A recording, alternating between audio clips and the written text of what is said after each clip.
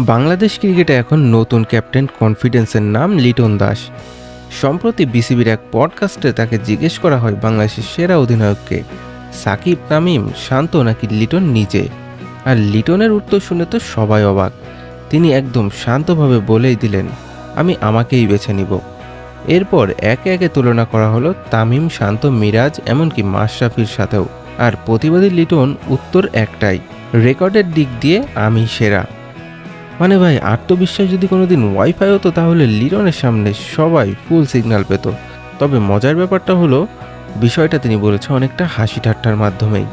কিন্তু এখন সোশ্যাল মিডিয়ায় শুরু হয়ে গেছে তর্ক। লিটন কি সত্যি ভালো অধিনায়ক, নাকি এটা শুধু ফান কনফিডেন্স?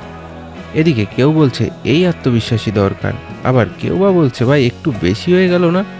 এখন প্রশ্ন একটাই, বাংলাদেশের ভবিষ্যৎ অধিনায়ক হিসেবে লিটন কি সত্যি বড় কিছু করতে পারবেন? আপনি হলে কাকে বাংলাদেশের সেরা ক্যাপ্টেন বলতেন?